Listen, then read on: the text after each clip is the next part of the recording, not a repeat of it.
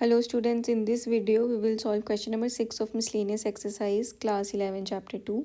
So here we are given a function f that is defined as x comma x square 1 plus x square for all real numbers. So this is nothing. ये क्या है? This is just a form of writing this. ठीक है कि x जब आप डालते हो तो आपको उसका इमेज किस फॉर्म में मिलता है. This is a way to write this. ठीक है, तो इसमें कंफ्यूज नहीं होना है. So we have to find the range of this function.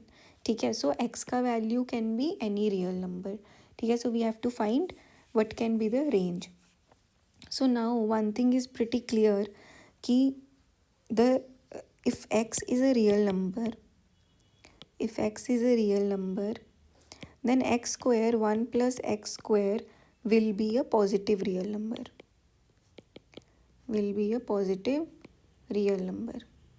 How? क्योंकि x का वैल्यू आप चाहे पॉजिटिव लो चाहे नेगेटिव लो, हमारा जो y है उसमें x स्क्वायर की फॉर्म में है. तो हमारा x जो है वो पॉजिटिव ही होगा, चाहे आप उसका वैल्यू नेगेटिव लो चाहे पॉजिटिव लो. ठीक है, अब हमें ये भी पता है कि 1 plus x square is always greater than x square. ठीक है, because 1 plus x square will always be greater than x square. क्योंकि हम किसी भी कांस्टेंट वैल्यू में एक साइड 1 ऐड कर रहे हैं तो डेफिनेटली कुछ भी एक्स का वैल्यू होगा इट विल, उसमें आप 1 ऐड करोगे तो वो ग्रेटर देन ही होगा ना एक्स स्क्वायर के. ठीक है, hence therefore x square 1 by x square will always be less than 0. ठीक है, लेस देन 0 होगा इसका answer. Sorry, not less than 0, less than 1. ठीक है, क्योंकि अगर मैं 1 को 2 से डिवाइड करूँगी तो it will B less than 1, right. Because नीचे का डिनोमिनेटर अगर मेरे न्यूमिनेटर से ज़्यादा है तो my answer is going to be less than 1. ठीक है, so it can be close to 1 but it will be always less than 1. ठीक है, एंड नेगेटिव तो हम जा ही नहीं सकते हैं, नेगेटिव वी कांट गो.